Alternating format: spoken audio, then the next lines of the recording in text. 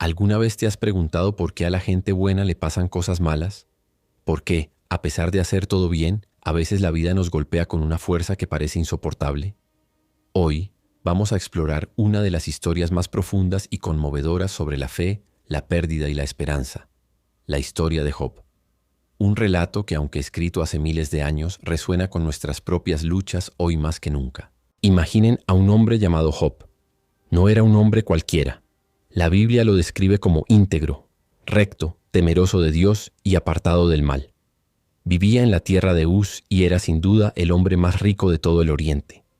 Tenía 7 hijos y 3 hijas, miles de ovejas y camellos, cientos de yuntas de bueyes y asnas, y una servidumbre muy numerosa.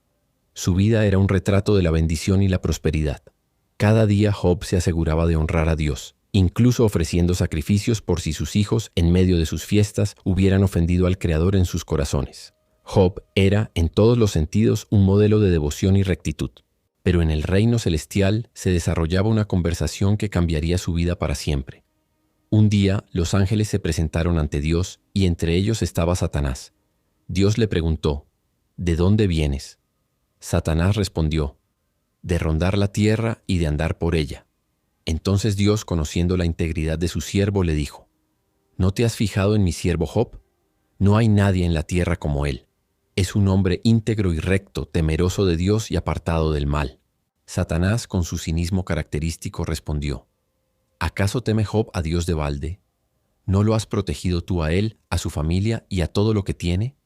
Has bendecido la obra de sus manos y sus posesiones han aumentado en la tierra.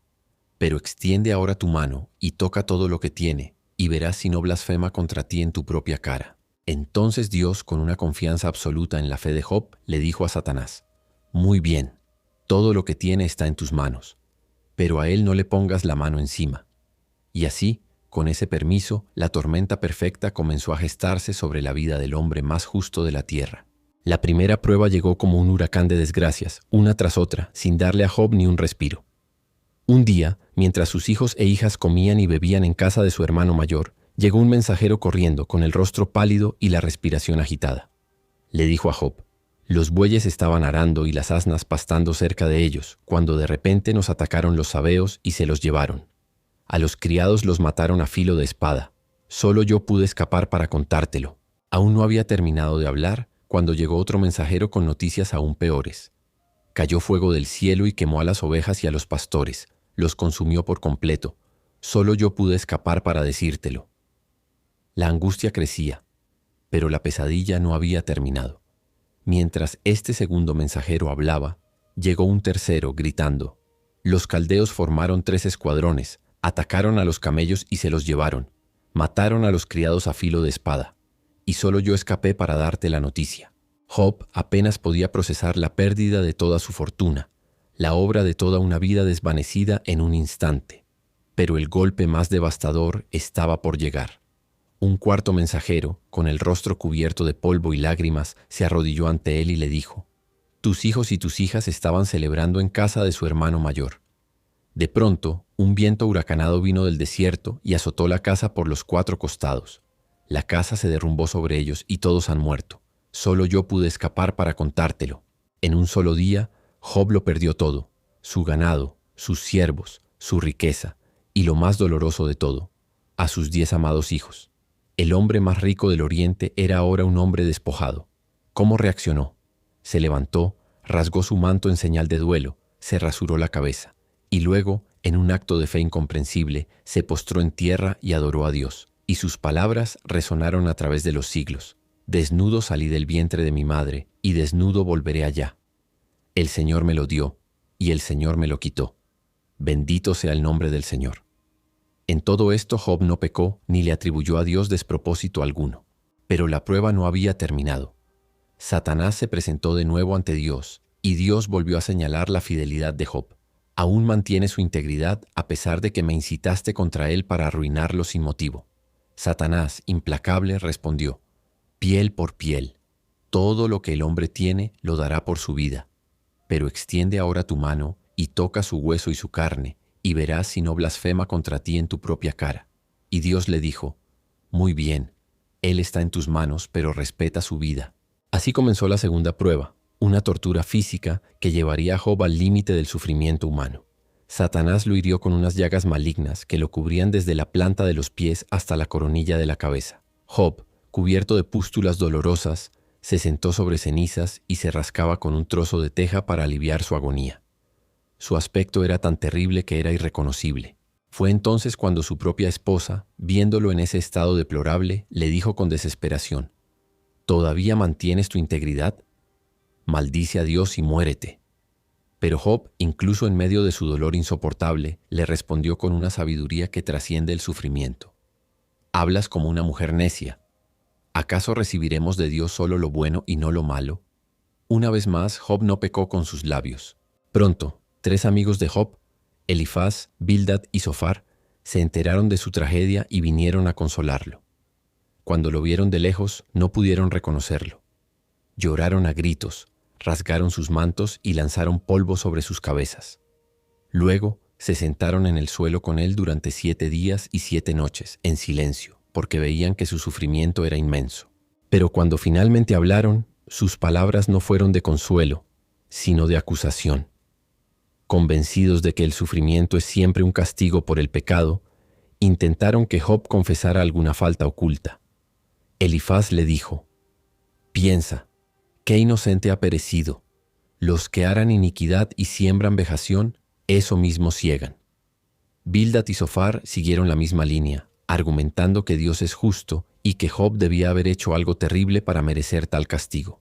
Job, atrapado entre el dolor físico y la tortura emocional de ser juzgado por sus amigos, defendió su inocencia con vehemencia. Clamó al cielo lamentando su nacimiento y anhelando la muerte como un alivio. Se sentía abandonado por Dios, un blanco para sus flechas. En su angustia gritaba: «¿Por qué me sacaste del vientre? Hubiera yo expirado, y ningún ojo me habría visto». Sus palabras son un lamento crudo y honesto, un grito que muchos hemos sentido en nuestros momentos más oscuros. Job no entendía, y su alma estaba sumida en una profunda confusión. Después de largos discursos llenos de dolor y acusaciones, cuando parecía que no había respuesta posible, algo extraordinario sucedió. De repente, desde un torbellino, una voz poderosa y majestuosa habló. Era Dios mismo. Pero Dios no respondió a la pregunta de Job. No le explicó el porqué de su sufrimiento. No le habló del pacto con Satanás. En cambio, le hizo a Job una serie de preguntas que revelaban su propia pequeñez frente a la inmensidad y sabiduría del Creador. ¿Dónde estabas tú cuando yo fundaba la tierra? Házmelo saber si tienes inteligencia. ¿Quién ordenó sus medidas, si lo sabes? ¿O quién extendió sobre ella el cordel? ¿Has mandado tú a la mañana en tus días? ¿Has mostrado al alba su lugar? Dios lo llevó en un viaje cósmico, mostrándole las maravillas de la creación, las estrellas, el mar, la nieve, los animales salvajes que nadie puede domar. Le mostró que el universo funciona bajo una sabiduría tan profunda y compleja que la mente humana no puede ni empezar a comprenderla. El mensaje era claro: si no puedes entender cómo gobierno mi creación, ¿cómo esperas entender los misterios de mi justicia y mi soberanía? Ante esta demostración de poder y sabiduría infinita, Job quedó abrumado y humillado. Su perspectiva cambió por completo.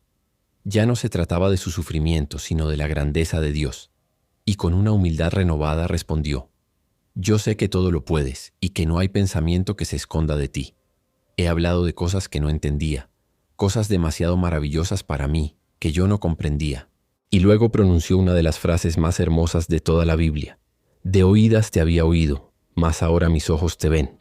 Por tanto, me aborrezco y me arrepiento en polvo y ceniza». Job no se arrepentía de un pecado oculto, sino de su propia arrogancia al cuestionar a Dios sin entender su grandeza.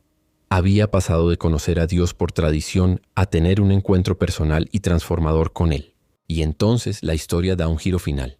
Después de que Job oró por sus amigos, Dios restauró su vida de una manera asombrosa. Le dio el doble de todo lo que había perdido. Recibió 14,000 ovejas, 6,000 camellos, 1,000 yuntas de bueyes y 1,000 asnas. Sus hermanos, hermanas y todos los que lo habían conocido antes vinieron a consolarlo y a celebrar con él. Y la bendición no fue solo material. Dios le dio a Job otros 7 hijos y 3 hijas.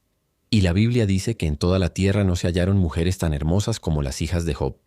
Después de todo su sufrimiento, Job vivió 140 años más y vio a sus hijos y a los hijos de sus hijos hasta la 4ª generación. murió anciano y lleno de días. La historia de Job no nos da una respuesta fácil a la pregunta del sufrimiento.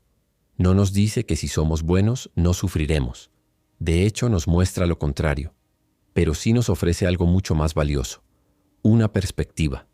Nos enseña que, aunque no entendamos los porqués de nuestras pruebas, podemos confiar en el quién que está en control. Nos muestra que la fe no se basa en la ausencia de dolor, sino en la presencia de Dios en medio de él. Job nos enseña que es válido llorar, cuestionar y expresar nuestro dolor a Dios. Pero también nos muestra que al final, la verdadera paz no viene de obtener respuestas, sino de encontrarnos con el Creador y rendirnos a su soberanía y amor infinitos. La restauración de Job es un poderoso recordatorio de que incluso después de la noche más oscura, el amanecer puede traer el doble de bendiciones. Así que si estás pasando por tu propio torbellino, si sientes que lo has perdido todo, recuerda la historia de Job. Mantén tu fe, aunque no entiendas. Confía en que aunque ahora solo veas ruinas, Dios tiene un plan de restauración para ti que supera cualquier cosa que puedas imaginar. Tu historia no ha terminado. Gracias por acompañarme en este viaje profundo. Si esta historia te ha tocado, por favor, dale like a este video y compártelo con alguien que necesite escuchar este mensaje de esperanza. Y no olvides suscribirte para más contenido que alimenta el alma. Hasta la próxima.